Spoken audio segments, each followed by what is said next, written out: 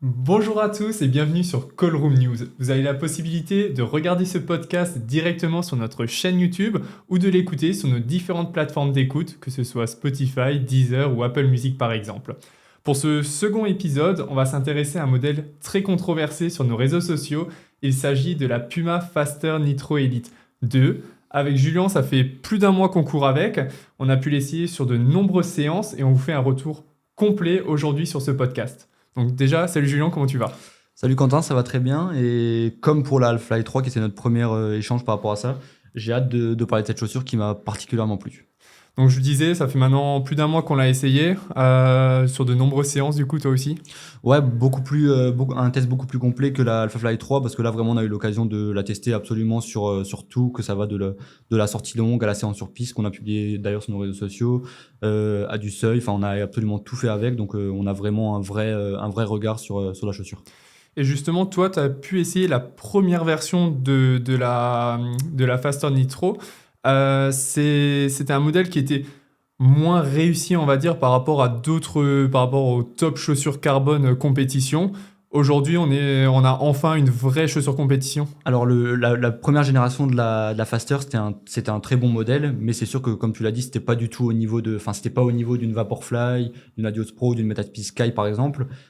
Par contre là, avec ce modèle, ça a absolument plus rien à voir, même si dans le design, ça ressemble encore à la Faster. Ils ont gardé la même identité que la première génération, mais par contre, ils ont ajouté beaucoup plus de mousse. Tant sur l'avant que sur l'arrière, il y a beaucoup plus de mousse. L'épaisseur de la mousse, elle est beaucoup plus importante. Et vraiment, la sensation de rebond, elle est décuplée. En fait, ça a absolument plus rien à voir. Avant, c'était quand même assez rigide. Là, ça l'est toujours, mais en fait, avec beaucoup plus de retour d'énergie. Tu me parlais de design. Je disais avant, c'était un modèle très controversé sur nos réseaux sociaux. Le design n'a pas spécialement changé. Il y a la plaque qui sort un peu plus à l'avant, par exemple. Mais controversé dans le sens où on a eu beaucoup de commentaires de gens qui la trouvaient soit pas belle, qui comprenaient pas le design de la chaussure. Alors bon, moi, d'un point de vue perso, je la trouve plutôt classe. Ça change de ce qu'on a pu avoir. Quel est ton avis par rapport à tous ces commentaires qu'il y a pu y avoir? Bah, c'est vrai que encore t'es resté soft parce qu'il y en a plein qui ont dit qu'elle était moche, qu'elle était Hmm. dégueulasse. On a vu aussi des à vomir. Enfin, après ça c'est chacun son avis. Moi je trouve que il casse un petit peu les codes parce qu'au moins ça change. Elle a absolument rien à voir avec enfin niveau design. Aucun autre modèle carbone du marché ne lui ressemble. Aucun modèle compétition ne ressemble à cette Faster. Donc moi personnellement ça me plaît. Après comme dit les goûts et les couleurs c'est pour chacun. Je sais qu'il y en a qui nous posent aussi la question par rapport au coloris. Donc là, c'est un coloris qui est spécifique, c'est le coloris psychédélique. Hmm. C'est pas ils vont pas sortir qu'un seul coloris. C'est pas comme on voit que par exemple la marque On, eux, ils sortent souvent qu'un seul coloris pour les chaussures. C'est pas le cas de Puma. Ça, c'est le premier coloris qui va sortir, mais il y en a d'autres qui vont venir. Donc même si le coloris ne convient pas, il y en aura d'autres d'ici là. Mais je sais pas comment toi t'as ressenti ça. Moi, je trouvais ça un petit peu bizarre les critiques par rapport au design de la chaussure. Parce qu'en soi, vraiment, des goûts, il en faut pour tous. Et il y a d'autres marques qui font aussi des trucs un petit peu moins bien. Ouais, bah c'est surtout que au final, c'est un modèle. On peut pas dire qu'il est dégueulasse comme on a pu le dire sur les réseaux sociaux. Ça change un petit peu, mais on a déjà eu dans d'autres marques des fois des modèles qui sortaient de l'ordinaire. Et je trouve que justement, ça change et ça permet de voir autre chose que la chaussure hyper classique qu'on a d'habitude. Ouais, puis nous, peut-être on juge ça aussi parce que maintenant, nous, on a couru avec. La chaussure, on va avoir l'occasion d'y revenir après, mais elle nous Mm. plaît particulièrement. Du coup, Ouais. on est plus attaché à cette chaussure. Mais voilà, après, c'est la partie design, c'est pas forcément important, même si on sait que faut quand même toujours être au goût. Ouais. Alors, nous, elle nous convient, que ce soit par rapport à notre foulée, que ce soit par rapport à ce qu'on cherche d'une chaussure carbone. Mais pour toi, elle est destinée à quel type de coureur? Bah, je pense qu'on a eu le même constat, on en a discuté avant, on a eu le même constat. C'est vraiment une chaussure qui est vraiment destinée, pour moi, elle est destinée aux coureurs confirmés. Je pense pas qu'un coureur amateur il puisse tirer tous les bénéfices de la chaussure. Je sais que Puma, sur leur site et dans le communiqué de presse, ils annoncent qu'un coureur aux alentours de 3h30, il va pouvoir tirer des bénéfices de la chaussure, qu'il va pouvoir améliorer, je crois, son chrono de 2 minutes, quelque chose comme ça, par rapport à un autre modèle carbone du marché, par rapport à un autre modèle du marché. Mais moi, je pense pas moi, personnellement, quelqu'un à 3h30, je ne conseillerais pas forcément de courir avec. Je pense qu'il faut minimum avoir un niveau aux alentours de 3 heures. Après, ça se base sur moi, c'est sur mes ressentis. Mais vraiment, on sent que elle est quand même assez exigeante. Donc, il faut quand même avoir pas mal de puissance. Et ça convient pas forcément à quelqu'un qui va avoir une grosse attaque talon. Enfin, pour moi, c'est pas adapté. Après, je sais pas ce que toi t'en penses à ce niveau-là, mais Bah, Pour le coup, pour l'attaque talon, je pense qu'elle peut être adaptée dans le sens où la mousse, elle est quand même assez moelleuse. Par contre, si quelqu'un va avoir une attaque talon et derrière un manque de stabilité type un pronateur ou ce genre de coureur-là, là, je pense que ouais, elle sera pas forcément adaptée parce que ça va quand même clairement manquer de stabilité.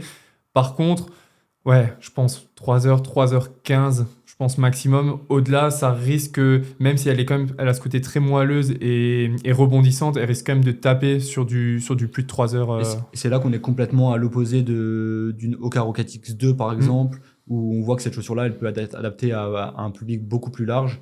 Alors que là, sur des modèles comme ça me faisait penser aussi à la Vaporfly 2. La fois, on en parlait pendant le podcast. C'est des chaussures qui sont quand même axées sur vraiment des coureurs confirmés, qui ont une certaine foulée, un certain niveau, des coureurs vraiment réguliers et confirmés. Alors que là, on est quand même sur le même type de modèle en fait. Ouais. Et justement, en parlant d'attaque talon, on a eu un commentaire sur notre article blog la dernière fois d'un coureur qui fait à peu près 2h30 sur marathon, qui a une attaque talon et qui a du mal en général à trouver une chaussure qui lui convienne. Je pense que c'est un modèle pour moi qui pourrait lui convenir. On a vu Fadwa Ledem Oui, c'est vrai. qui fait 2h26, qui a quand même une belle attaque talon pour le coup. Donc je pense que sur ces allures-là, une attaque talon, ça pose pas de Oui, problème. c'est vrai, quand on prend son exemple à elle, elle est quand même passée de mémoire, elle est passée de 2h38 à 2h26 au marathon, même si c'est pas la chaussure qui fait tout, bien sûr. Mais c'est vrai qu'elle a une foulée assez rasante et une attaque, clairement une attaque vraiment bien talon. Et c'est vrai que ça lui a très bien convenu. Après, est-ce qu'elle aurait fait mieux avec une autre chaussure, ça, on n'en sait rien. Mais c'est vrai que c'est la preuve qu'une attaque talon, ça peut aussi correspondre. Et on parlait là plutôt de marathon.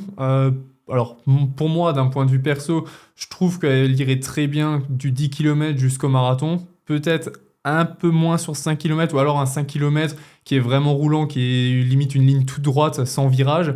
Je pense qu'avec un 5 km avec des virages, ça risque peut-être de manquer de stabilité. Bah, ça risque de manquer de stabilité. Enfin, après que ce soit un parcours sur un 5 ou un 10 km avec des virages, c'est sûr que ça va manquer de stabilité. Mais moi, personnellement, je la mettrais même sur un 5 km, je la mettrais parce qu'en fait, je remarque que même quand je fais de l'allure vraiment rapide, de l'allure course, du 5 au 10 km, je sens qu'elle répond bien. Donc moi, j'aurais pas de souci à la mettre sur un 5 km. Je cours pas de marathon, donc c'est dur de me prononcer sur un marathon. Mais quand on voit l'épaisseur de la mousse, le retour d'énergie, quand on court avec, on a déjà fait des sorties longues de 20 km avec, bah, musculairement, en fait, t'as quasiment pas d'impact. Tu le sens beaucoup moins qu'une chaussure lambda. Ça passerait tout à fait sur un marathon. Donc en fait, je pense que Puma, ils ont réussi leur coup parce que là, ils ont réussi à sortir un très bon modèle qui peut aller du 5 km au marathon en fait. Sachant qu'au final, même sur 5 km, au pire, chez Puma, on a toujours la Deviate Nitro Elite C'est ça. qui pourrait vraiment faire le job sur un 5 Et km. pour ceux qui maîtrisent pas forcément les deux modèles, bon, on l'a pas avec nous ici, mais la Deviate Nitro Elite, elle est quand même beaucoup plus minimaliste, entre guillemets, même si ça, entre guillemets, bien sûr, parce que là, on est quand même vraiment sur un modèle qui est vraiment purement maximaliste. Là, on peut dire, c'est sûr que la clinique coureur, c'est pas très satisfait de voir une chaussure Je comme pense ça. pas. Bah, au final, la Deviate Nitro Elite, pour faire une petite parenthèse, c'est un peu plus dans l'esprit d'une Takumi chez Adidas ou d'une chaussure un peu moins maximaliste. Oui, comme c'est une tu le dis. chaussure un peu plus light, entre guillemets, où on peut un peu plus, enfin beaucoup plus légère, parce que là, du coup, on n'en a pas forcément parlé. On est quand même sur un poids de 240 grammes, alors que sur une Deviate Nitro Elite, on est en dessous de 200, on est légèrement en dessous des 200 grammes, donc ça, un peu plus léger, un peu plus rapide pour une Deviate Nitro Elite, du coup. La semaine dernière, on a fait un retour sur l'Alpha Fly 3 de chez Nike. Pour toi, entre les deux chaussures, ça va être quoi les grosses différences, puisqu'au final, on est sur des chaussures qui boxent un peu dans la même catégorie? Bah, moi, ce qui m'a vraiment marqué et ce qui m'a bluffé, c'est ce qu'on a mis dans notre retour de test. C'est vraiment cette sensation de rebond, en fait. Enfin, vraiment, là, c'est sans exagérer. Moi, en toute transparence, j'ai jamais couru avec une chaussure qui avait autant cette sensation de rebond. Ouais. Ça veut pas dire par là que c'est la chaussure la plus performante avec laquelle j'ai couru. Mais par contre, au niveau de la sensation de rebond, c'est juste ouf. Je sais pas comment ils ont réussi à faire une mousse comme ça. Les autres n'avaient pas réussi auparavant, selon moi, à le faire. Moi, si maintenant tu me demandes par rapport à Alpha Fly 3 et celle-ci, je préfère largement courir avec celle-ci. J'ai des meilleures sensations de course. Après, c'est en fonction de ma foulée à moi. Bien sûr. C'est aussi celle-ci, elle est moins confortable qu'une Alpha Fly 3. Parce que là, on sent quand même. Là, je sais pas si vous le voyez, si vous connaissez pas la chaussure. La chaussure, elle est quand même coupée en deux à ce niveau-là, et je trouve qu'on le ressent quand même. Donc, ça peut un petit peu. En fait, on peut pas la qualifier de confortable cette chaussure-là. Après, moi, tout ce qui est maintien, stabilité, le pied il est bien maintenu à l'intérieur, le mesh il est quand même hyper serré. Je sais pas toi, mais je sais que moi souvent j'ai du mal à l'enfiler la chaussure. Ouais, bah, et c'est aussi un des nombreux commentaires qu'on avait reçus par rapport à ça, par rapport aux pieds. Est-ce que ça convient aux pieds larges, et cetera. Et c'est vrai que pour le coup, je suis super bien dedans. En courant, pareil, j'ai aucun souci, que ce soit au pied, des ampoules ou quoi que ce soit, j'ai aucun souci. Par contre, pour l'enfiler, c'est beaucoup plus galère qu'une autre chaussure carbone. Et c'est pour un coureur avec un pied large ou un coup de pied qui est assez fort, ça risque d'être plus compliqué de l'enfiler, ouais, je pense. Ok. Bah ça en fait ça me fait penser aussi à l'Alpha Fly 2 avant où on avait beaucoup de mal à l'enfiler, on l'a un petit peu moins sur la Alpha Fly 3. Mais moi personnellement pour moi c'est un bon point le fait que le mesh il est quand même en fait le mesh il épouse vraiment le pied Mm. à fond en fait le pied Ouais. il est compressé dedans et faut faire attention de pas trop serrer les lacets, enfin pas les serrer trop fort. Moi j'ai l'habitude de serrer les lacets trop fort et je sais que quand je serre trop fort en fait le pied il est trop compressé dedans et du coup ça me fait mal. Donc moi c'était un petit peu le défaut que j'avais à lui reprocher, mais sinon c'est sûr que enfin le mesh et tout, enfin, pour le maintien et la stabilité, c'est hyper réussi. Ouais, c'est super confort. Puma annonce cette chaussure avec une durée de vie de 400 km. Alors, ça a fait un peu parler sur les réseaux sociaux. Au final, quand on regarde par rapport aux autres chaussures carbone, ben, c'est la norme en quelque sorte. Alors, c'est vrai que ça fait cher au kilomètre, comme on a pu le lire, mais au final, c'est un peu la norme par rapport aux autres chaussures carbone. Bah, c'est surtout que Puma, on l'a dit dans le podcast de la Fly 3, Puma, ils ont le courage d'annoncer une durée de vie Ouais. en kilomètres, ce que les autres marques ne font pas. Il n'y en a aucune. Enfin, nous, on reçoit tous les communiqués de presse des marques quand ils sortent un modèle carbone. C'est rare qu'on voit une durée de vie qui est annoncée pour un modèle carbone parce que justement, ils savent qu'ils vont s'exposer à des commentaires négatifs. Bah, en fait, les gens, ils s'amusent à calculer le ratio. Là, la chaussure, elle coûte 260 € et on divise par 400 km. Donc, on obtient, et c'est sûr que ça donne moins envie de l'acheter. Après, moi, pour relativiser là-dessus, 400 km, ça va dépendre vraiment de chacun. Ça se Mm. peut, tu as un coureur qui va avoir une attaque vraiment sur le côté ou qui va faire une grosse attaque talon ou je sais pas, j'ai pas forcément d'idée. Ou alors sur la surface sur laquelle il va courir, bah, il va peut-être la détériorer peut-être plus tôt que 400 km et t'en as d'autres qui vont l'emmener plus loin. Moi, je sais que, enfin, moi là, j'ai du mal. Je pense qu'elle doit avoir à peu près 150 km la mienne. Ça bouge pas, bon, encore heureux, tu vas me dire. Ouais. Mais moi, je m'imagine l'emmener au-delà des 400 km comme j'emmène au-delà des 400 km la plupart de mes modèles carbone. Oui, de toute façon, en général, quand une marque donne un kilométrage, c'est du approximatif. C'est pas à 400 km, faut la jeter, on s'arrête avec. Oui, c'est ça. Puis même au prix où on la paye, là, c'est quand même 260 € 260 € le modèle. Le but, c'est quand même de la rentabiliser le plus possible. Donc c'est pour ça que c'est une chaussure qu'il vaut mieux l'utiliser uniquement sur les entraînements rapides et en compétition. On voyait quelqu'un, je pense que c'était plutôt du second degré, qui nous disait qu'il allait l'acheter pour faire ses endurances. Nous, on le recommande pas personnellement. Non, c'est sûr que c'est pas le but premier de la chaussure. Sur la chaussure, on voit aussi, bah, tu en as parlé avant, la plaque carbone qui ressort au milieu de la chaussure. C'est aussi peut-être un peu plus fragile, je pense. Moi, je me souviens, on avait fait un moment une séance de côte. Alors toi, tu l'avais pas mise. Moi, je l'avais testé pour voir ce que ça peut donner. C'était sur une route avec quelques gravions. C'était, je pense, pas le meilleur choix que j'ai fait parce qu'on entendait beaucoup la plaque carbone sur les cailloux. Est-ce que d'après toi, ça fragilise là aussi la chaussure? Je trouve pas spécifiquement, je l'avais dit sur l'Alpha Fly 3, je trouvais que les pods à l'avant, là ça fragilisait la chaussure. Mais en fait là, la plaque elle est quand même placée assez haute. Mm. Donc là pour que quelqu'un touche le sol avec la plaque carbone, il faudrait quand même y aller. Donc je la trouve pas plus fragile qu'un autre modèle carbone du marché. Après il faut voir maintenant avec le temps, mais Ouais. c'est pas l'esprit qui me vient. Par contre, une bonne astuce, c'est si jamais vous n'avez pas de pelle à neige chez vous, bah comme c'est un petit peu plus large sur le devant, bah ça peut servir. C'est une chaussure à tout faire au final. Du coup, on a dit, on l'a essayé sur de nombreuses séances. Toi, c'est quoi un petit peu le plus gros des séances que tu as faites avec en quelques exemples de séances? Bah, c'est sur les séances, je l'ai énormément porté sur les séances de seuil, donc quand je fais mes allures entre 2,50 et 3,5 au kilo. Et vraiment, c'est là que je sentais que la chaussure, elle est la plus performante. Mm. Donc on va plus s'orienter sur des allures 10 km et semi-marathon. Donc c'est vraiment là que j'ai senti qu'elle était mieux, tant au niveau du retour d'énergie, l'absorption des chocs. Enfin, moi, je trouve qu'elle est ultra réactive et j'arrive à aller vite avec. Je trouve que j'arrive à aller plus vite avec qu'avec la Alpha Fly, par exemple. Après, Ouais. ça correspond à moi parce que c'est en fonction de ma façon de courir. Mm. Mais moi, je la trouve ultra performante. Après, j'ai un peu moins apprécié sur piste, personnellement, parce que je préfère avoir une chaussure un peu plus minimaliste, comme la Devat Nitro Elite ou la Cloud Boom Echo de chez On. Donc, je préférais un petit peu un modèle un petit peu plus bas, du coup, pour ça. Mais voilà, sinon moi j'apprécie toutes les sensations de course avec. Je sais pas si toi tu as une préférence, est-ce que il y a un entraînement qui t'a plus marqué qu'un autre? Bah, c'est vrai que moi, au final, je l'ai essayé sur un peu de tout, comme toi, hein, sur la route, sur la piste. Je l'ai même essayé sur tapis de course. Et là, par contre, Oui, sur tapis de course, c'est vrai. bon, c'est cheaté, hein. On peut dire ce qui est. Tu voles avec, t'es à moins de 3,30 au kilo, t'as Bah, je l'impression trouve d'être en footing. on ressent encore plus sur tapis de course, on s'était fait la réflexion, on ressent encore plus le moelleux et cette sensation de rebond. Ouais, Et c'est bizarre qu'on le ressente moins sur la route, mais sur tapis, c'est vrai qu'on s'était fait la réflexion, c'est abusé en fait. c'est dingue. Mais autrement, ouais, quand tu fais typiquement, la dernière fois, j'avais fait 7 fois 4 minutes ou ce genre de séance.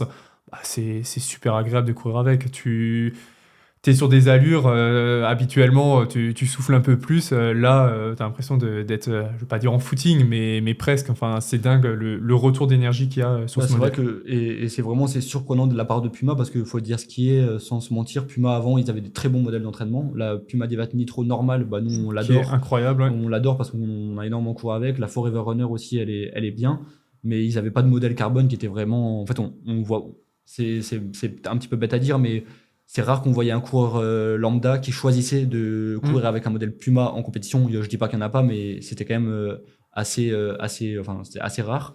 Alors que là, maintenant, avec ce modèle-là, hormis si les gens ont peur d'investir dans ce modèle-là, de mettre 260 euros et de ne pas savoir à quoi s'attendre, parce que si maintenant les gens l'essayent, c'est sûr qu'elle va être portée parce que Ouais. vu la performance de la chaussure et ce que Puma a réussi à faire avec celle-là, c'est assez surprenant. J'allais en venir justement que justement il n'y avait pas de modèle digne de ce nom en chaussures compétition. Aujourd'hui, Puma a une très bonne chaussure, voire même, je pense, sans trop m'avancer, mais l'une des meilleures, je pense, sur le marché. Tu es d'accord avec moi? Bah, après, comme dit là, à chaque fois, faut qu'on relativise avec ça parce que ça va dépendre de chacun. Mais clairement, moi, si maintenant je devais faire un choix maintenant sur mon prochain 10 km, si je devais courir un 10 km sur route, bah, c'est clairement l'un des modèles que je porterai au pied. Soit celui-là, soit la Rocket X2 de chez Oka. Ouais, qu'on avait placé justement sur nos deux podiums compétition, que ce soit sur 5, 10 km Ouais, ou c'est ça. semi-marathon en 2023. C'est ça. Il y a la Fantasme 2 de chez Salomon qui est très bien, mais après, c'est vrai que c'est dur à comparer parce que même quand on fait ces podiums-là, ça se joue souvent à Ouais, pas des petits grand-chose détails. et ça va dépendre de petits détails. Mais c'est vrai que ces trois modèles-là qu'on vient de citer sont clairement dans les tops, hein. Et donc là, par rapport à la concurrence, si aujourd'hui tu fais ton top 3 chaussures, c'est un modèle qui rentre complètement dans le top 3. C'est un modèle qui rentrerait complètement dedans, bah, pour les éléments que j'ai décrits avant. Mm. Après, vraiment, ça vaut sur du 5-10 km semi-marathon. Après, maintenant, nous, c'est vrai qu'on est un petit peu mal placé pour parler de marathon parce Ouais, parce qu'on n'en forcément. pratique pas. Mais quand on voit ce que les athlètes font avec, enfin voilà, il y a pas de discussion là-dessus. Il n'y a pas de raison qu'en tout cas ça fonctionne pas. C'est clair. Est-ce que tu peux peut-être nous rappeler la date de sortie? On a parlé du prix, 260 euros. Est-ce que tu peux peut-être nous rappeler la date de sortie? Je crois que c'est un petit peu échelonné. Ouais. Alors là, c'est toujours un petit peu compliqué avec Puma. Je sais qu'il y a un drop. Un drop, ça veut dire qu'il va y avoir certains modèles en quantité limitée qui vont sortir au cours du mois de janvier. Donc ça va être à ce moment-là, au mois de janvier. Par contre, pour le grand public, ça va sortir à partir du 1er février. Il y aura aussi un autre coloris qui va sortir à partir du 22 février. Enfin, c'est un petit peu échelonné dans le temps. Du coup, elle va être disponible au tarif de 260 euros. Ça va être à la fois chez Puma, mais ça va aussi être disponible chez certains revendeurs, hein. Et on parlait justement des caractéristiques techniques. Est-ce que tu peux nous les rappeler? On a vu le poids qui est un petit peu augmenté par rapport à la version précédente. Là aussi, ça a un peu fait parler. Au final, personnellement, j'ai pas du tout ressenti. Et je me souviens, on l'a pesée parce qu'on n'y croyait pas. Effectivement, elle était un peu plus lourde. Mais toi, est-ce que tu peux nous rappeler un petit peu les quelques caractéristiques techniques? Caractéristiques techniques, du coup, c'est forcément une plaque carbone, comme on l'a dit, un drop de 8 mm, et du coup 241 grammes exactement sur la balance. Et c'est vrai qu'au début, on ne le croyait pas quand on a lu le Ouais. communiqué, parce qu'en fait, nous, en transparence totale, on ne l'avait pas ressenti quand on avait couru avec. Pas du tout. Mais Ouais. c'est vrai que du coup, elle fait 240 grammes, donc c'est quand même 20 grammes de plus que la génération d'avant. Avant, la Faster 1, elle était aux alentours de 218-219 grammes, enfin en taille 42. Là, on est sur 240 grammes, donc c'est vrai qu'on est quand même largement au-dessus de ce que font les autres sur le marché. Quand on voit que, du coup, si maintenant on prend l'exemple de la Evo Pro 1 de Adidas, ils sont quand même 100 grammes au-dessus. Quand on sait que souvent, la plupart, ils font quand même très attention au poids de la chaussure. Des C'est fois, vrai que ça là, joue à 5 grammes près. c'est vrai que là, c'est quand même un très mauvais point pour cette chaussure-là. Quand on regarde juste les caractéristiques techniques, après, c'est vrai qu'en course, on va pas le sentir spécialement. Après, à chacun de se faire son avis là-dessus. Mais c'est sûr que c'est pas un bon point pour la Puma, le poids là. Alors, je pense qu'on a un petit peu fait le tour de toute cette chaussure. J'espère qu'on a pu répondre à toutes les questions que vous êtes certainement posées sur ce modèle. Si jamais vous avez encore quelques questions, n'hésitez pas à nous les poser via nos réseaux sociaux. Et nous, on se donne rendez-vous très rapidement pour un prochain épisode. En attendant, n'hésitez pas à vous abonner sur nos différentes plateformes d'écoute pour ne louper aucun de nos prochains podcasts. Et donc, comme dit, on se retrouve très rapidement. À bientôt. Allez, salut, ciao. Merci d'avoir écouté cet épisode de Callroom, podcast imaginé et créé par Onyx. Ne loupez rien de l'actualité de la course à pied sur nos réseaux sociaux et retrouvez l'intégralité des podcasts sur nos plateformes d'écoute.